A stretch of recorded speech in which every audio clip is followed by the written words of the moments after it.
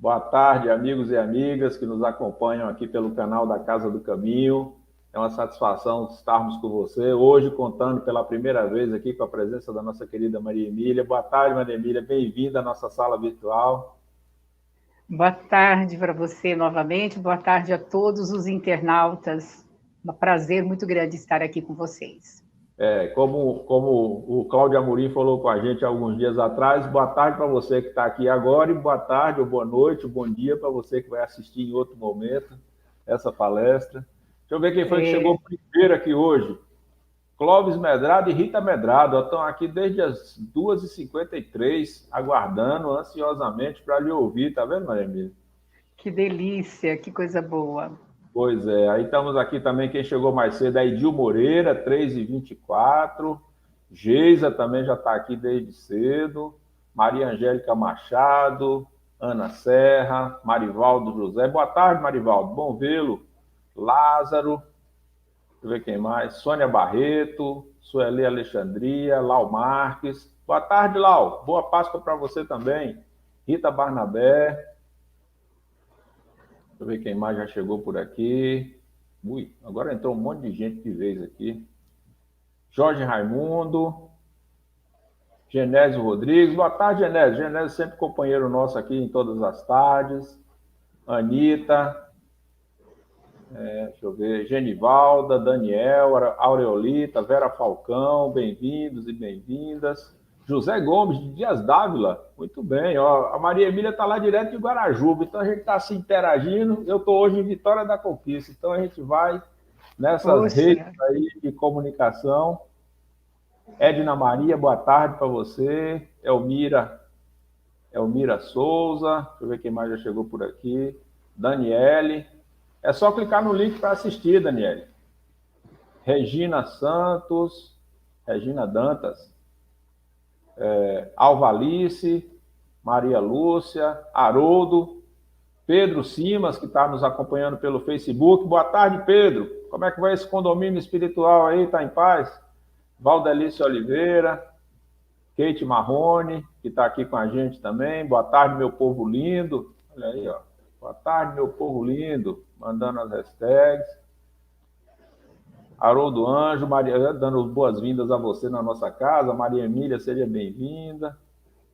Genivaldo de Jesus, Ana Paula Rosário. Deixa eu ver quem mais está chegando aqui. Bartira, já está com a gente aqui também. Deixa eu ver o pessoal. Enquanto o pessoal vai chegando, eu vou aqui dando os nossos avisos. Hoje nós vamos ter a nossa querida Maria Emília falando para nós sobre a autoridade da doutrina espírita. Daqui a pouquinho eu falo um pouco mais sobre ela. Receba a nossa casa em sua casa. A Casa do Caminho está aqui de portas abertas com essas novas tecnologias. E a vacina já chegou. Boa tarde, Edna Maria. Elisene Sá, também pelo Facebook. Luciano da Gata, ó, a pandemia já diminuiu. Daqui a pouco já vou poder fazer uma palestra musical. Siga-nos através dos nossos canais, nas redes sociais, através do site, do Instagram, do Facebook, do YouTube. Siga, curta, comente, compartilhe. Faça o bem ganhar propagação nessas redes sociais por aí. Viu, André Moreira? Nos ajude nessa propagação. Mais uma vez nós falamos aqui. Luísa Dias, boa tarde para você também. Pedimos a colaboração de vocês. Todos estamos vendo que o recrudescimento da pandemia vem trazendo grandes dificuldades para quem trabalha com obras assistenciais, para quem trabalha com serviço social, e a gente precisa contar com essa colaboração para garantir. Nós entregamos mais de 400 cestas básicas, são mais de 130 famílias que estão sendo ajudadas no programa de apoio a gestantes, nos diversos programas da casa, distribuição de fraldas geriátricas, apoio a instituições. Então, nós precisamos contar com o apoio dos caminheiros, da caminheira, dos amigos, das amigas. Temos também que manter e sustentar fisicamente a nossa casa, e somos nós, os profitentes, que somos responsáveis por isso. Então, temos as contas de água, de luz, de telefone, a manutenção, que são nossa responsabilidade, porque a Casa do Caminho é um esforço de muitos. Então, ao lado das obras sociais, nós precisamos também desse esforço. Nós sabemos que a duração da pandemia dificulta muito para todos nós. Nós precisamos fortalecer a doação desses gêneros alimentícios que vocês estão vendo aí na tela, para a gente poder garantir o atendimento. Viu, Antônio Wilson? Boa tarde para você. Lembre-se, ajude-nos, faça a sua doação. Temos também a livraria online, que é uma das formas de ajudar. Então, você escolhe um livro através do nosso site, entra lá no site da casa, tem lá a relação dos livros à venda, pague através das contas do Banco do Brasil, da Caixa, do Pix, agora que facilita, né? Envie o comprovante pelo WhatsApp, 71996640857. 48 horas depois você retira o livro para se deleitar com seus familiares, com uma boa leitura, com uma aprendizagem, com uma transformação. Aí o livro que está aparecendo é O Mestre da Educação, do Camilo, né, que é um livro muito interessante, que mostra a vida de Jesus como um professor, um educador por excelência, que nos orienta a todos. Sempre uma boa opção de leitura. Boa tarde, Claudimara. Boa tarde para você. Genivalda também, que está dizendo aqui ó, que o amado Mestre Jesus e a espiritualidade inspirem a palestrante. Está vendo aí? Boas-vindas para você. A gente pede mesmo, né, que eles nos amparem. Isso. A Maria Emília hoje vai nos falar sobre a autoridade da doutrina espírita. Ela é uma estudiosa do espiritismo, está radicada atualmente na Bahia, coordenando alguns grupos virtuais de estudo da mediunidade. Então é muito bom ter você aqui conosco, Maria. Vamos à nossa mensagem da tarde de hoje.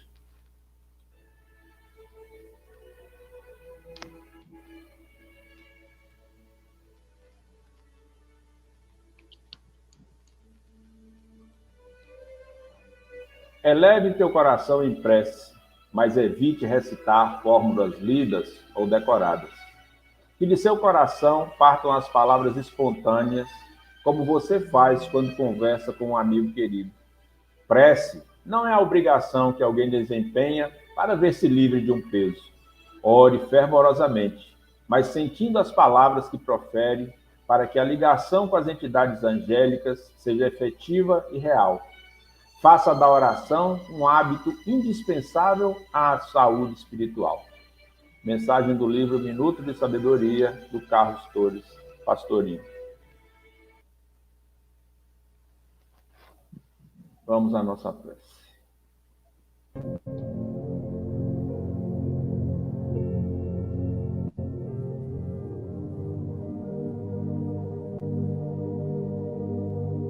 E nós Jesus, mais uma vez, nos encontramos aqui.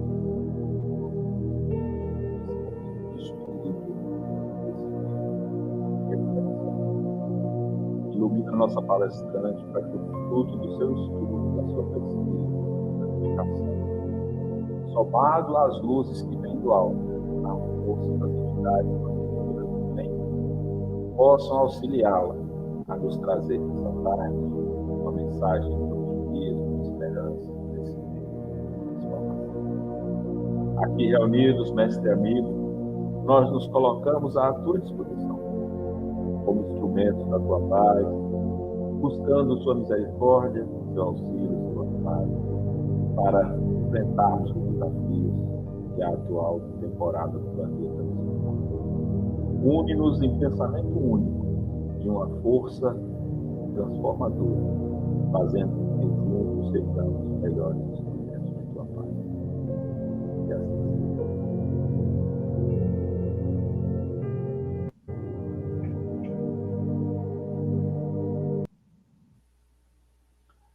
Bem, Maria Emília, bem-vinda à nossa sala virtual para nos falar sobre a autoridade da doutrina espírita. Que Jesus lhe abençoe e lhe inspire. O púlpito virtual é seu. Muito obrigada. Eu agradeço mais uma vez a oportunidade de estar com vocês hoje, pela primeira vez, com esse grupo todo. É uma pena que a gente não enxergue o rostinho de cada um, né? Faz uma diferença, mas nós vamos nos acostumando com essa questão do virtual. E aqui estamos mais uma vez, dando boa tarde para quem está agora ao vivo conosco, né, online, e boa noite, bom dia, e um bom momento, no momento em que você puder se conectar e assistir essa reflexão. A autoridade da doutrina espírita é o tema que nos compete refletir hoje. Faz alguma diferença saber que existe uma autoridade? Faz uma diferença bem interessante, e Kardec, o codificador da doutrina, Allan Kardec, o codificador da doutrina dos espíritos, teve essa preocupação em organizar esse pensamento sobre o caráter e a autoridade dessa doutrina. Porque é de fundamental importância para que nós, os espíritas já praticantes, possamos compreender ainda mais o trabalho de Allan Kardec, a preocupação dele em colocar a doutrina dos espíritos no seu devido lugar e no lugar que lhe compete no mundo, como grande consolador prometido por Jesus e como uma grande revelação divina que veio ao seu tempo cumprir os seus desígnios e está aqui conosco, lembrando aquela fala de Jesus, que mais tarde eu vos enviarei o Consolador, e aí ele estará convosco para lhes esclarecer todas as coisas e tornar claro aquilo que no tempo em que eu estou, como dizia Jesus, não é possível fazê-los compreender.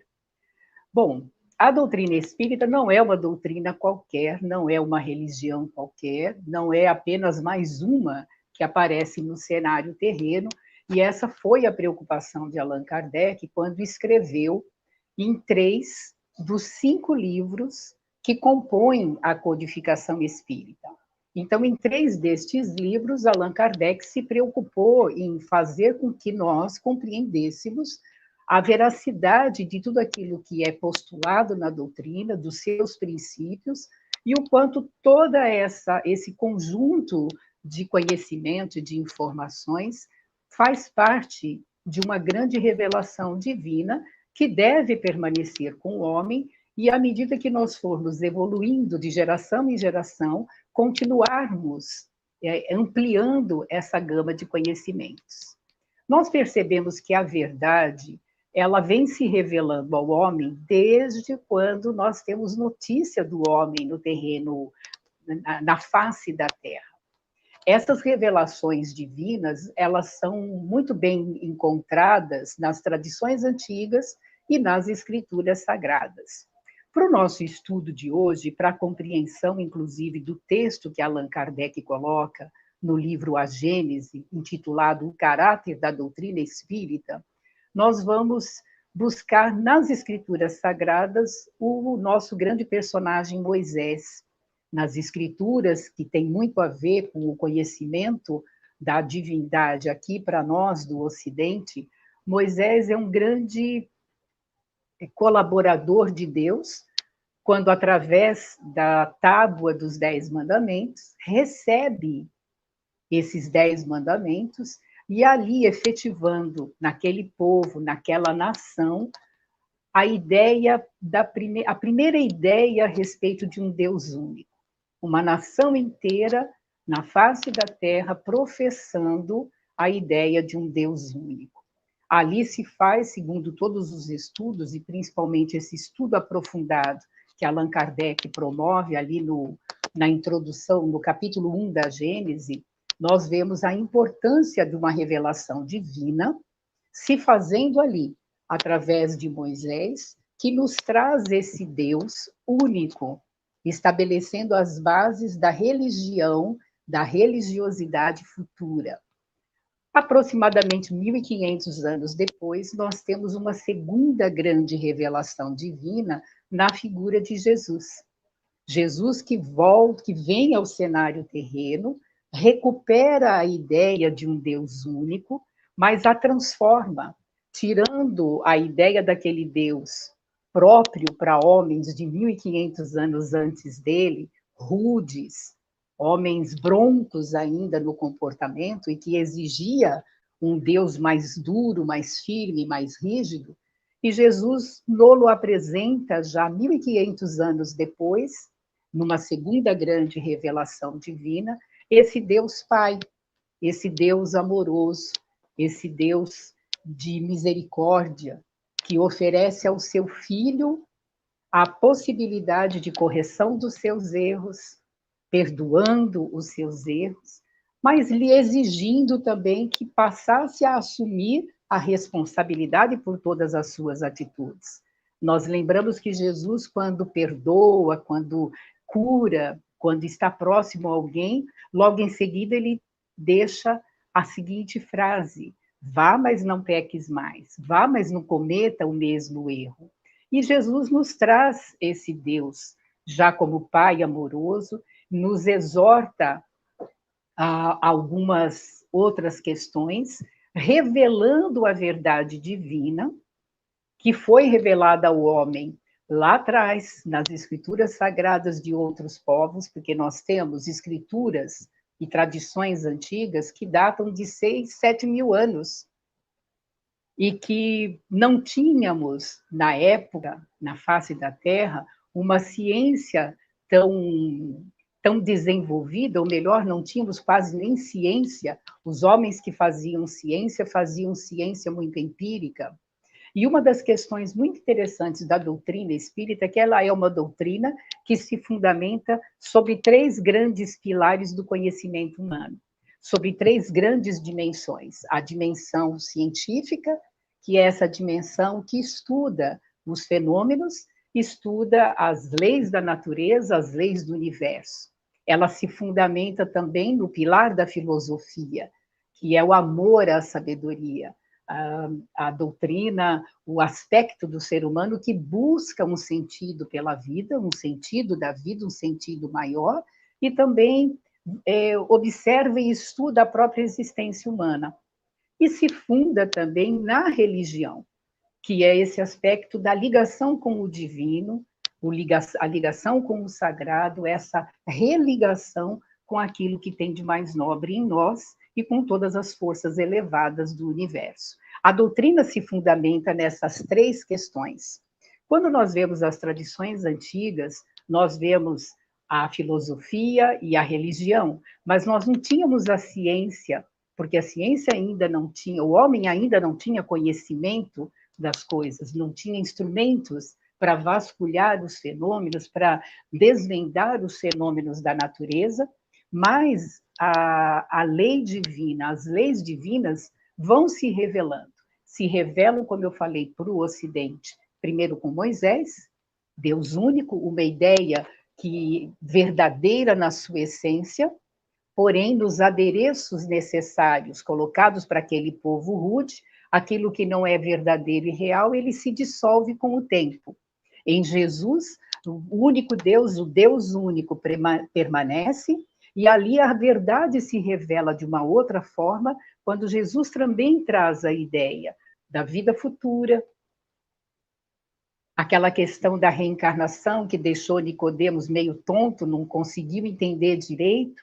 Até hoje, muita gente, quando ouve falar de reencarnação, não entende muito bem, mas era preciso nascer de novo, como Jesus dizia a Nicodemos. Jesus fala do amor a si, amor a Deus, amor ao semelhante. Jesus traz a revelação do caminho como o caminho do amor, como o caminho necessário para a conquista da felicidade. Ele fala do reino de Deus, desvelando os mistérios entre o céu e a terra, de uma maneira ainda metafórica, rodeado de parábolas, porque os homens daquele momento, daquele tempo, não poderiam compreender todas as suas palavras, e ele, então, deixa aquela questão célebre, aquele enunciado célebre, né? Mais tarde, quando estareis preparados, eu estarei aí, eu estarei contigo, eu enviarei o Consolador prometido, para que ele fique convosco, restaure toda a verdade, para que esse Consolador prometido, que é o Espírito de verdade, possa permanecer convosco, e assim por diante. E nós encontramos, então, uma terceira grande revelação. Tudo isso que eu estou falando para vocês, com a minha energia, com o meu jeito de entender, nós vamos encontrar nesse texto fabuloso de Allan Kardec, incluído lá na Gênese, no capítulo 1. E aí surge como grande revelação divina a doutrina dos espíritos. Na Gênese, eu quero me permitir ler aqui, na Gênese, nesse mesmo capítulo, no item 10, nós encontramos o seguinte: o caráter essencial da revelação divina é o da eterna verdade. Toda revelação eivada de erros ou sujeita às modificações não pode emanar de Deus. É bem interessante porque, quando nós pegamos lá atrás, no Decálogo de Moisés, não só a ideia do Deus único, mas os 10 mandamentos.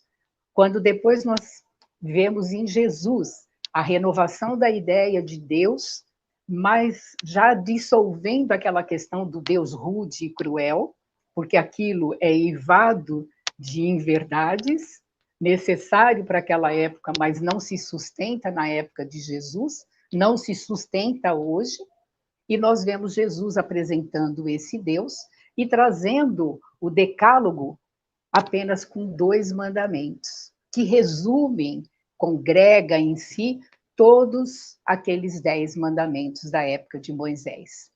Então, o caráter essencial de uma revelação divina, como diz, é o da eterna verdade. O que era verdade em Moisés e o que era verdade quando Jesus aqui esteve, deve permanecer como verdade se tem o caráter essencial dela.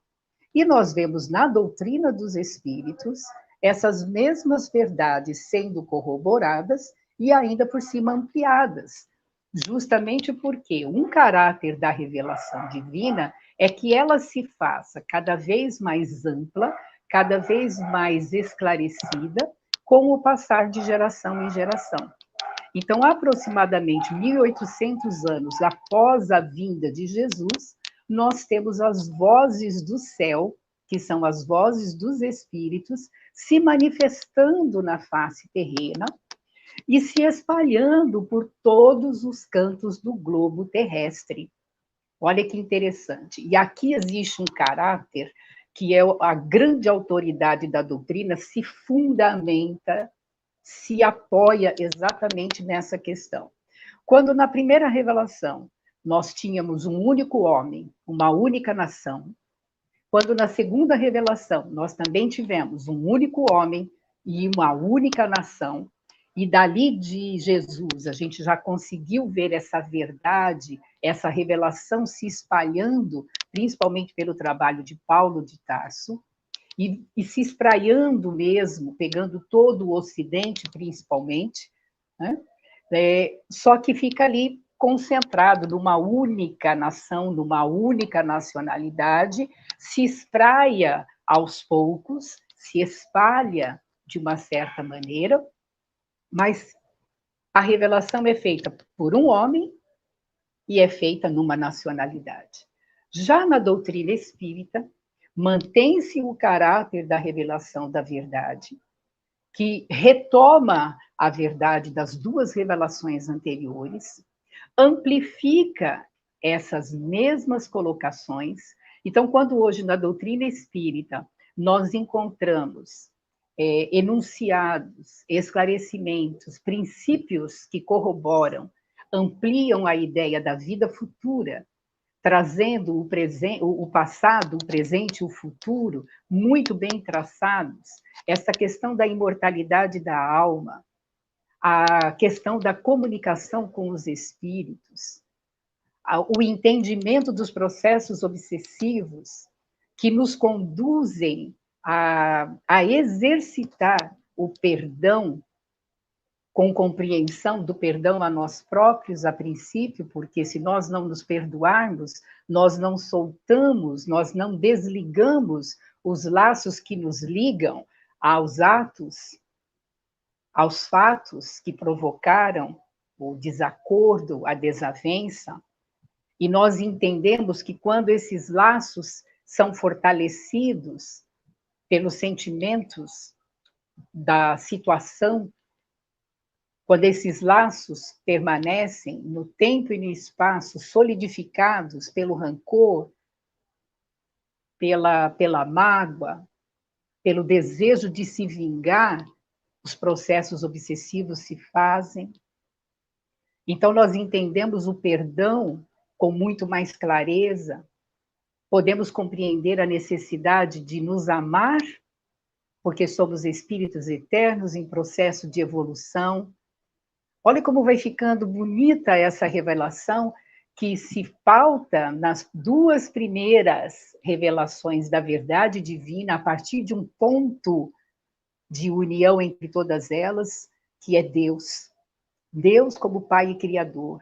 Um Deus cruel e vingativo na época de Moisés, porque aquele povo rude, desprovido de capacidade de compreensão, com uma consciência muito pequena e reduzida, não conseguia compreender mais nada além disso, mas a verdade está ali. Tudo aquilo que é humano se dissolve, mas o que é divino permanece. Nós temos em Jesus um Deus, novamente, Pai Criador, Deus de misericórdia, Deus que agasalha, Deus que perdoa, Deus que impulsiona, e Deus que oferece a todos os seus filhos uma condição de se ressarcir. Mas muito pouco compreendido para aqueles que ali também estavam com Jesus.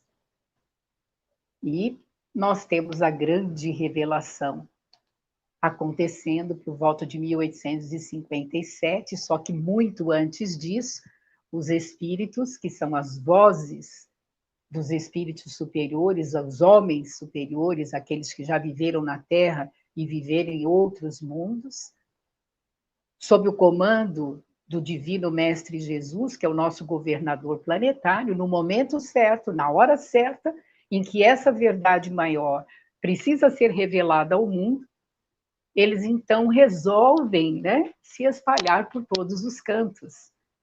Então, Allan Kardec, ele reúne, ele se coloca como codificador a princípio, reunindo, porque codificador, quando vamos buscar no dicionário Aurélio, é aquele que reúne os textos, os documentos, os extratos, os artigos, enfim, reúne todo o material, coleta esse material vindo de vários cantos, organiza, compila e põe à disposição.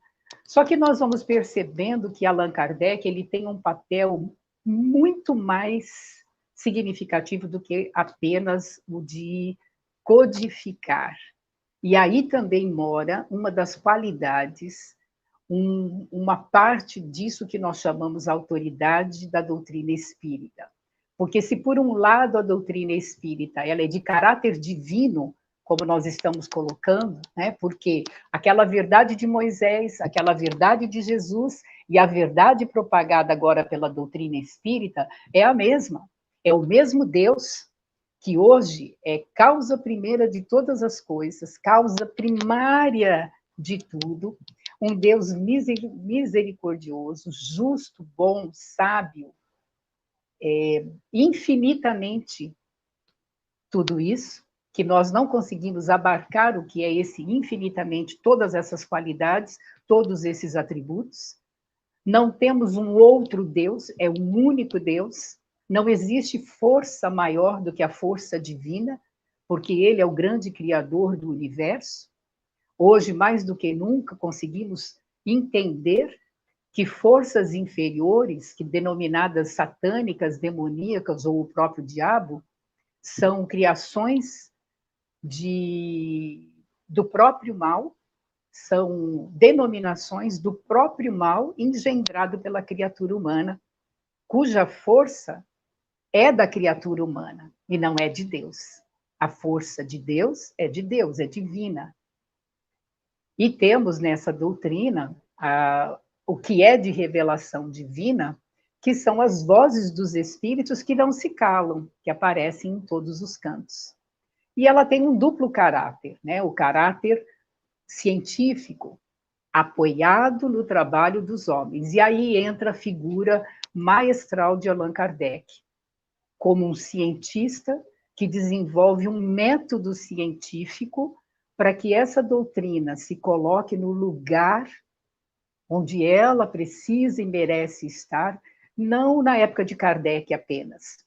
Porque se ele teve esse cuidado de escrever como introdução do Livro dos Espíritos, um trecho chamado Ciência e Espiritismo, já demonstrando a necessidade do espiritismo caminhar lado a lado com a ciência do mundo, porque entendeu que a base do tripé da doutrina espírita deveria abarcar esses três grandes patamares, essas três dimensões.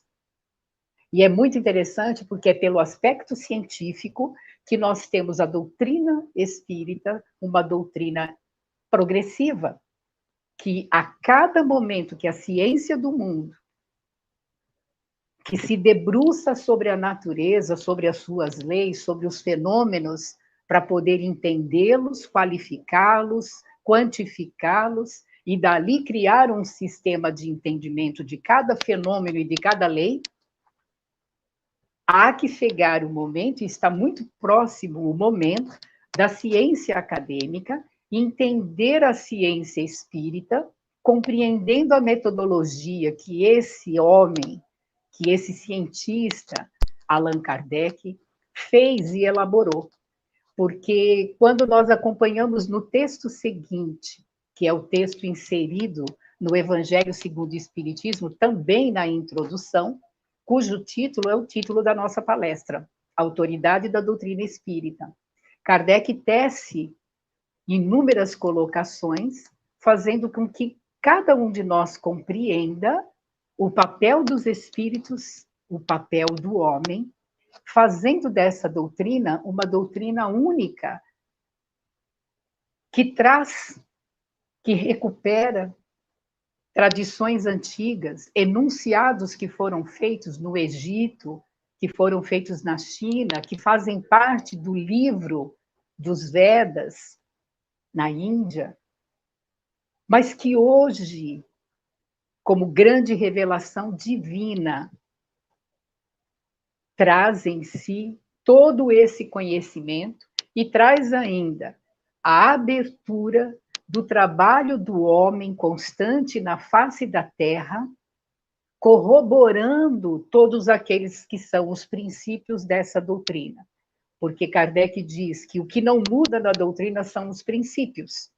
Princípios que já foram categoricamente comprovados, né? Aquilo que nós sabemos ser verdade numa época, verdade na outra, verdade na outra, verdade daqui 2 ou 3 décadas, daqui 2 ou 3 séculos, a verdade que vai se espalhando e que vem se revelando ao homem gradativamente de geração em geração, à medida que nós possamos também compreender. Então, a doutrina ela é muito atual, ela é muito da época de hoje, inclusive, e nós podemos acompanhar. Quem está muito ligado a algumas atividades acadêmicas pode compreender e entender hoje o quanto a doutrina espírita, com esse aspecto científico, promovido pelo trabalho do homem, e aí a gente tem o homem Allan Kardec muito centrado nesse papel, temos outros inúmeros estudiosos, nós citamos aqui contemporâneos de Kardec, William Crookes, Gabriel Delany, Ernesto Bozano, mas Kardec centraliza ali, né? Então, quando a gente fala de caráter de doutrina, de autoridade de doutrina espírita, nós temos que compreender isso. A doutrina não é pura e simplesmente uma doutrina pequena, uma filosofia que nasceu da cabeça, que foi fruto da cabeça de um homem, ou fruto do interesse de determinadas classes. A doutrina nasceu por ordem divina e ela se espalhou e veio através da boca, do corpo, das mãos de médiuns do mundo inteiro.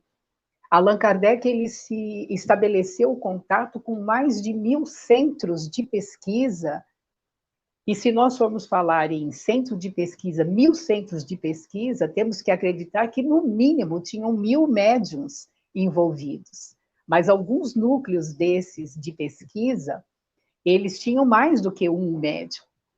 Então, quantas pessoas estavam envolvidas nessa grande revelação? O alto promovendo, de qualquer maneira, essa enxurrada de fenômenos que avassalou o mundo dos anos de 1840, 1838, até pelo menos 1857, quando Allan Kardec lança o Livro dos Espíritos. Mas essas manifestações mais ostensivas continuaram por algum tempo ainda. Nós temos aqui no Brasil algumas experiências com médiums de extrema capacidade de impacto visual, né? Nós tivemos uma médium no Pará, me foge o nome dela agora, eu vou tentar lembrar até o final, mas nós temos, graças a Deus, hoje a internet, podemos pesquisar médiums de efeitos físicos no Brasil, nós vamos encontrar Peixotinho, e eu quero lembrar o nome dessa médium, mas eu não estou me recordando. E tivemos grandes médiums de efeitos físicos na época mais propícia. Havia necessidade da divindade, do divino, do aspecto do outro lado, do invisível, se fazer presente e se revelar.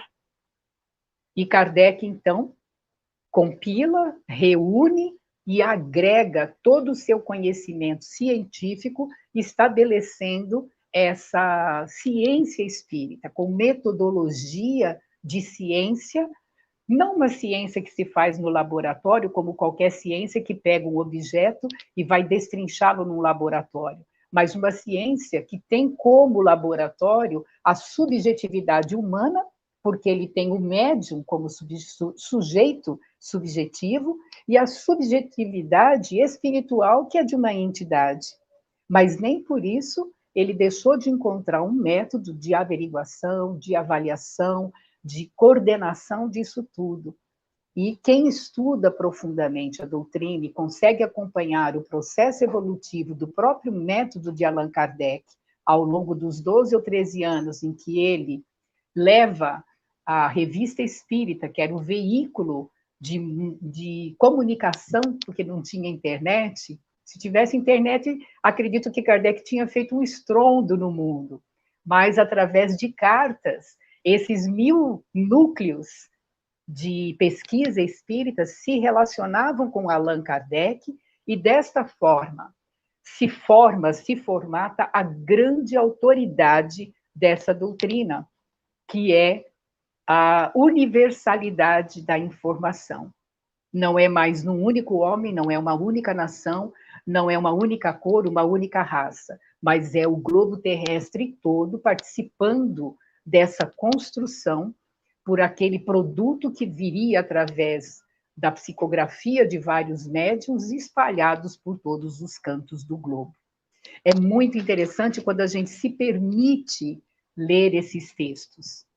Esse texto de Allan Kardec, da Gênese, que fala do caráter da doutrina espírita, todos nós, os estudiosos da doutrina, temos obrigação de lê-lo, de poder entendê-lo.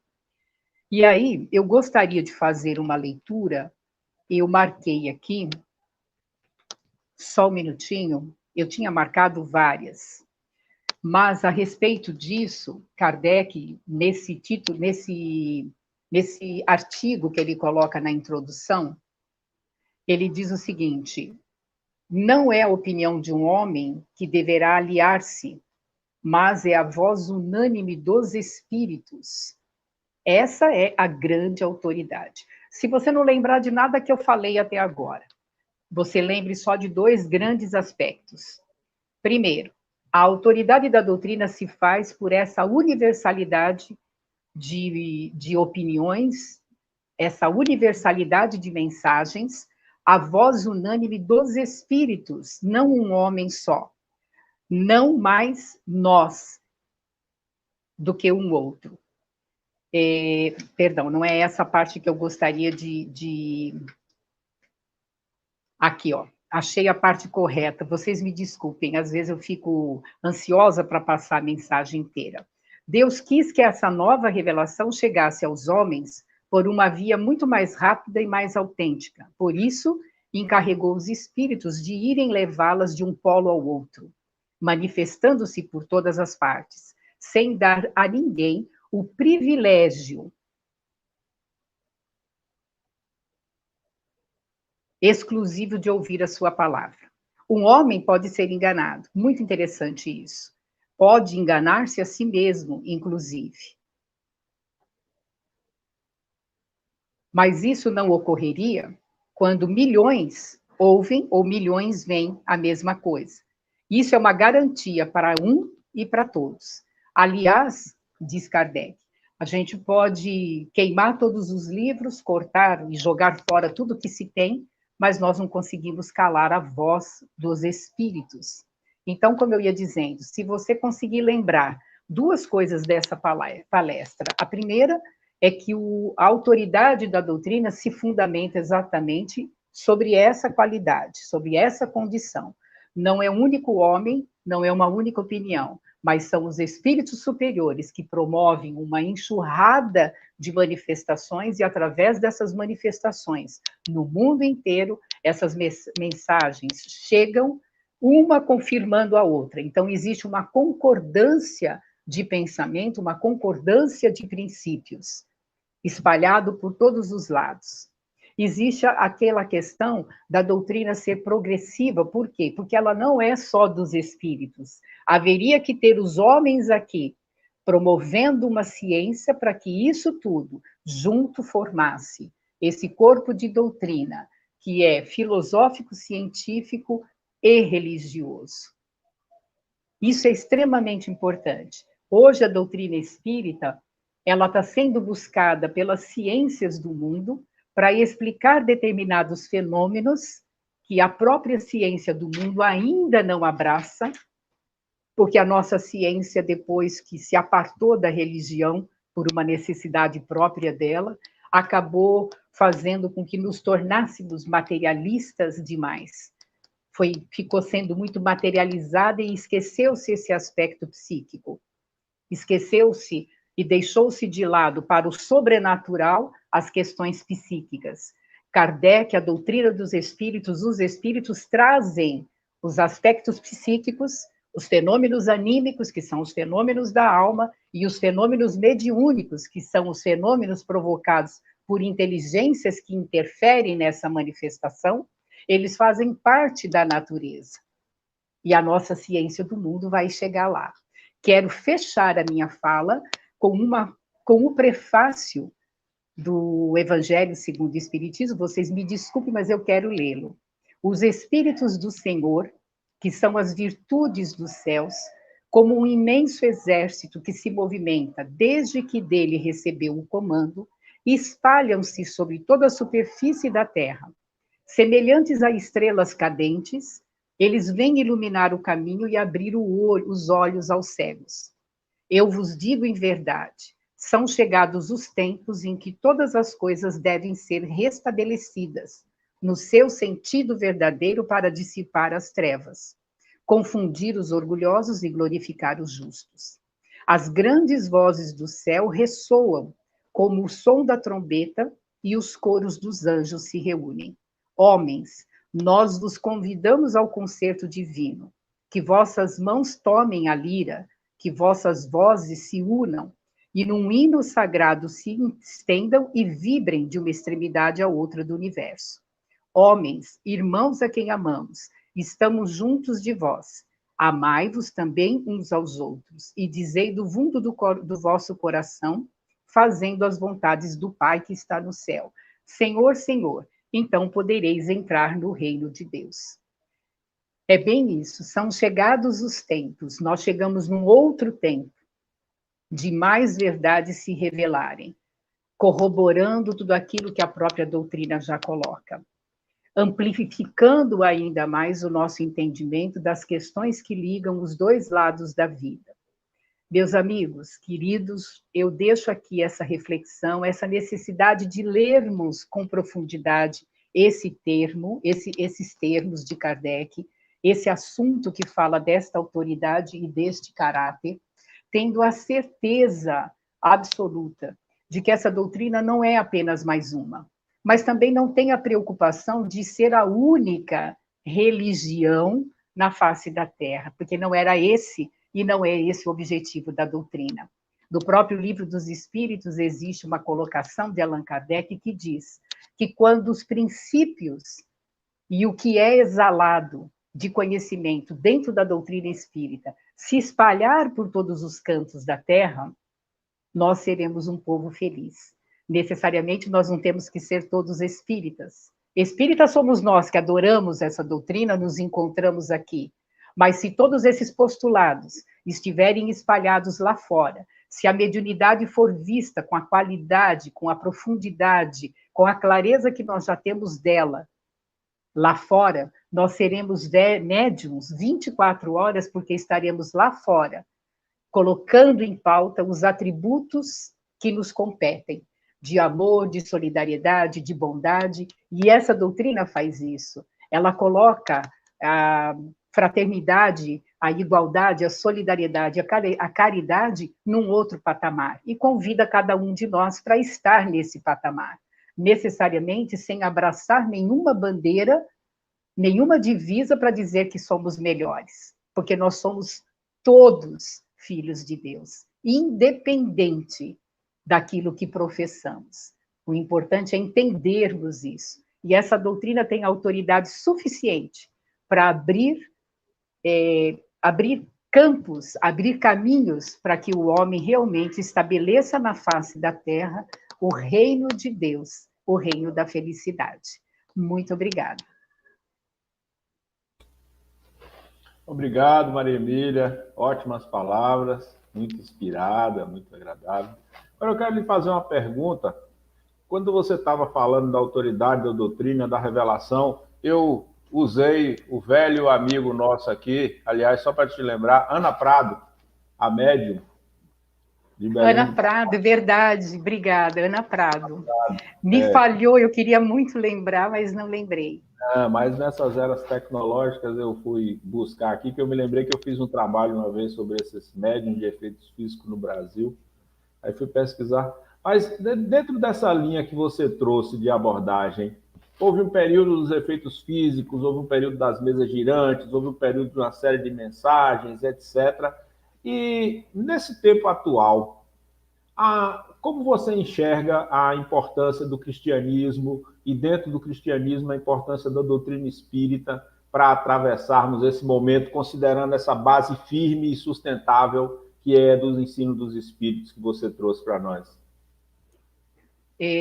Veja só, eu considero o cristianismo, que é o cristianismo puro, né, pautado naquilo que o Cristo nos trouxe, não o cristianismo que se diversificou pela própria mão do homem, mas o cristianismo puro, que nós resumimos em amor, amor a Deus, amor ao próximo e amor a si mesmo.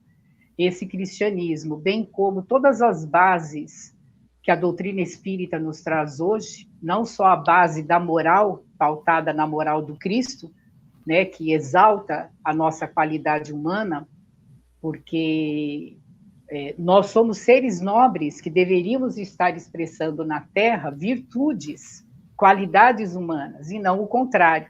Mas nós não conseguimos isso, né? Por algum motivo, um mundo completamente materializado, nós temos aí 200 anos, praticamente, de pensamento materialista, e nós vemos no mundo o homem se expressando muito através de uma única natureza dele, sem perceber que ele tem duas naturezas, né? Nós temos a natureza animal em nós, que é a natureza que se expressa no nosso corpo físico, instintiva, de preservação da espécie, preservação de uma série de questões mesmo fisiológicas.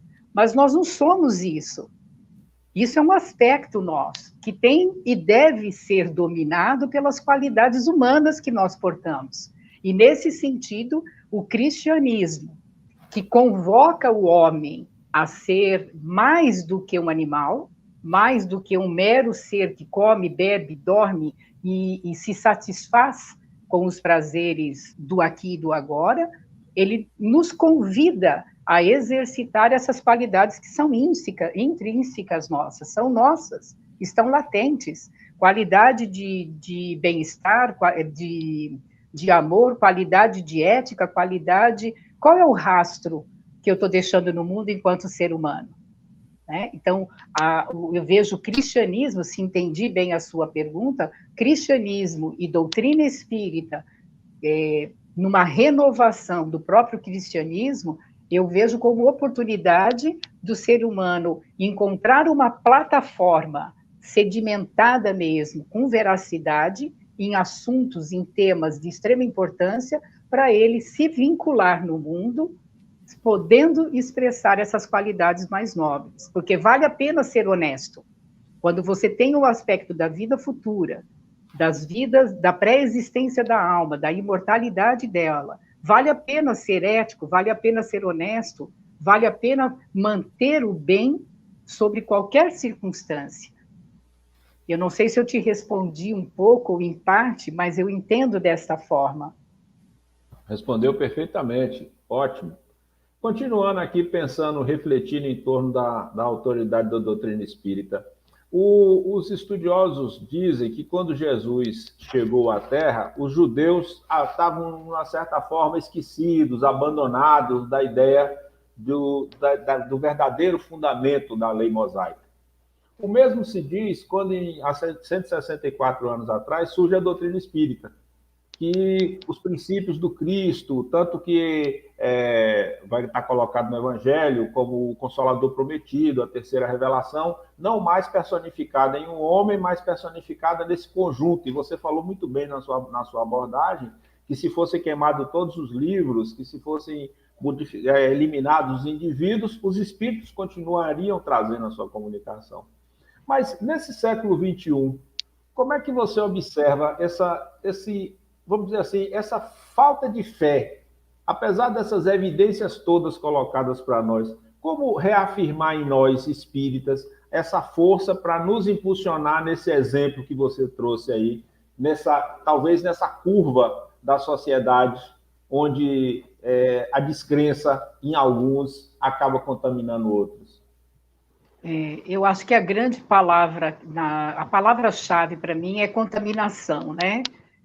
Não que a criatura humana ele tenha se esquecido completamente, mas ele está tão contaminado por aquilo que as grandes cabeças que estão na governança de atividades, seja política, seja econômica, seja de instituições públicas ou particulares, esse domínio que uma parcela da população exerce sobre aquilo que nós chamamos de massa, ofusca mesmo. Congela o que tem por detrás. É como se criasse uma nuvem e a pessoa só enxerga. Então, você vê a massa enxergando só uma nuvem e ela vive por esse... É o famoso mito das sombras de Platão. Vive iludido e você tem mentes manipuladoras que vivem na mesma ilusão da caverna, mas acham que estão acima porque estão dominando. São os que ficam projetando essas sombras. Essas sombras hoje é a mídia, é a internet, a necessidade de ter não sei quantos mil seguidores, a necessidade de ter uma barriga tanquinho, de ter uma cirurgia plástica. Então, assim, sempre nos colocando para fora. Mas, na essência, somos todos seres divinos. Quando isso some, quando, de alguma forma, existe um movimento que está além da capacidade do ser humano de entender, porque é um movimento divino, são forças divinas que se exercem e que se apresentam na Terra de alguma forma, eliminando uma parte dessa cortina de fumaça que constrange o ser humano a fazer igual a todo mundo, como se estivesse num piloto automático, porque isso é padrão. Então, ele enxerga que o bem está nele. E à medida que ele consegue se vincular com aquele que tem um pouco mais de força, ele renova a fé e ele parte para um movimento que ainda não vai para a mídia, porque a mídia não tem interesse desse movimento. Mas já existe um movimento, uma formatação de um movimento, de um mundo novo sendo criado, porque, para mim, verdadeiramente, o ser humano não perdeu a crença.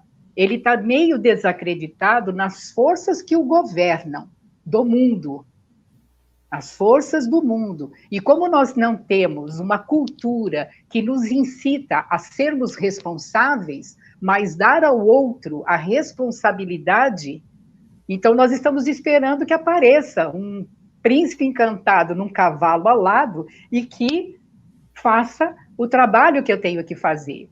Aqueles de nós que conseguem ir dissipando da sua frente essa nuvem de fumaça, começa a perceber que um movimento do bem sempre esteve.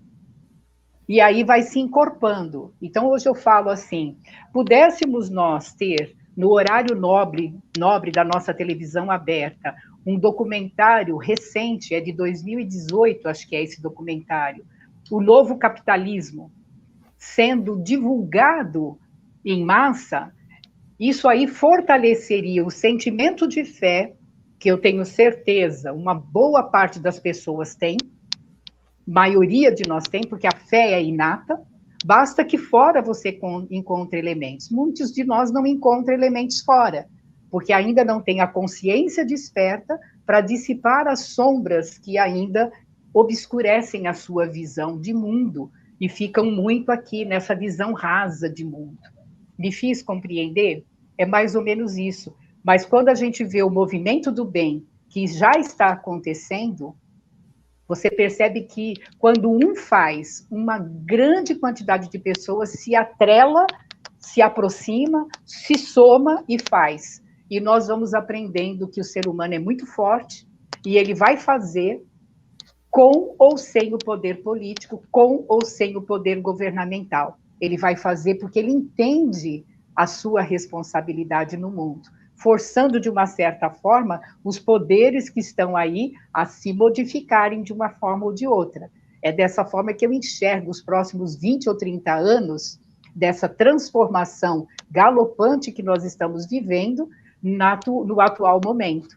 E o que posso completar, o que é muito interessante é que hoje, quando você entra em alguns artigos, você vai pesquisar alguns artigos de estudantes de pós-graduação, de mestrado e até de doutorado, em várias áreas do conhecimento humano, nós já estamos tendo o senhor Allan Kardec sendo citado, porque parece que ele é um anônimo, ele é um incógnita, e ele foi um incógnita para uma parcela significativa dos cientistas, mas nós estamos vendo que ele começa a ser conhecido, e alguns textos de Allan Kardec, ou dos próprios espíritos, estão sendo levados para esses artigos, discutidos, comprovados ou não, mas já estão aí, fomentando uma nova ciência que pesquisa, sim, os fenômenos naturais e que vai incluir nos fenômenos naturais aquilo que ele deixou de lado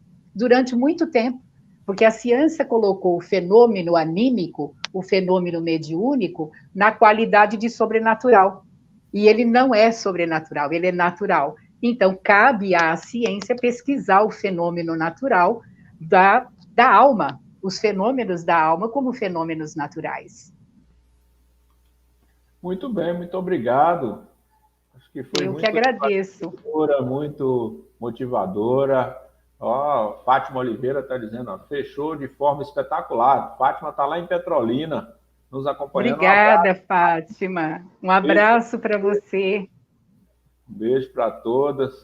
Deixa eu ver aqui quem mais está mandando mensagem. Indra, Maria Emília, tenho visto e até hoje acontece comigo momentos de muito choro, assim, repentinamente. O que a senhora explica sobre isso? Meu Deus, a gente precisaria saber os motivos um pouco mais particularizados do seu choro, né?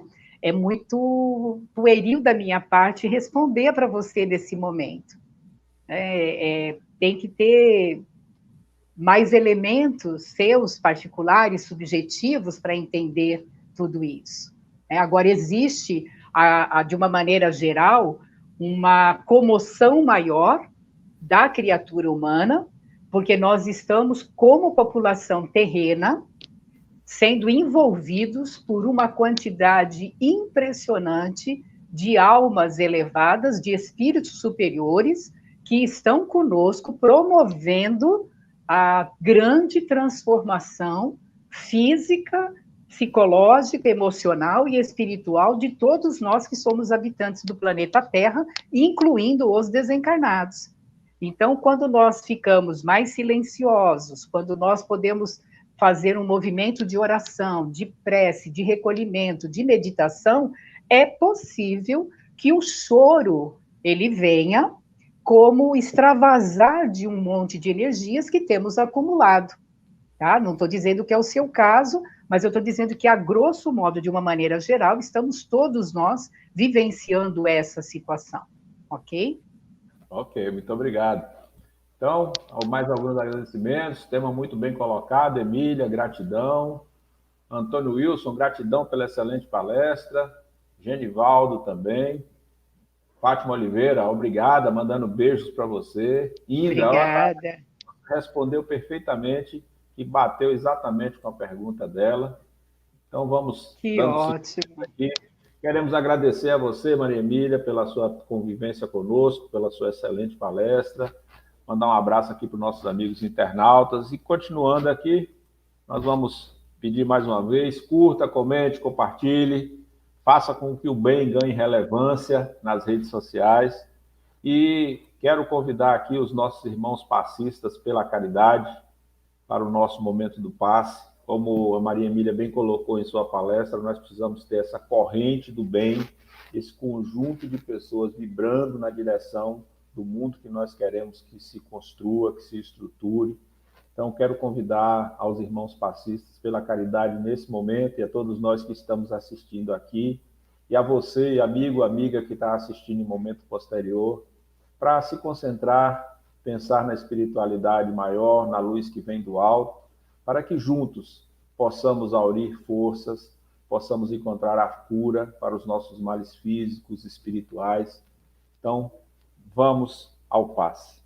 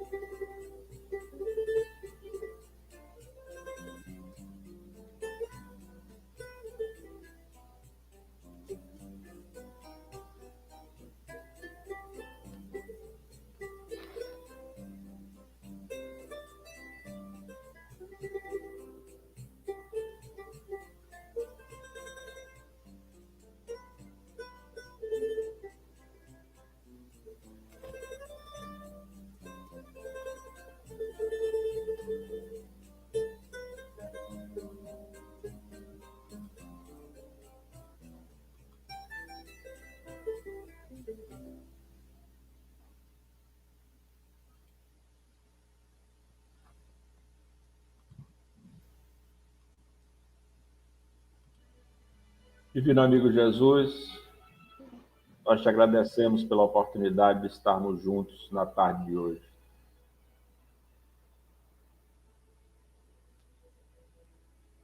Amigo mestre, eis-nos aqui diante de ti após essa hora de estudo. Fazer com que se fortaleça dentro de cada um de nós a confiança e a certeza no apoio dos irmãos, dos amigos do plano superior. Ilumina a nossa palestrante para que ela continue semeando estrelas onde quer que vá. E que cada um de nós, ao sairmos daqui, sejamos capazes de colocarmos em nossas vidas as lições de amor, de solidariedade, de benevolência, de indulgência e de perdão que tu nos ensinaste.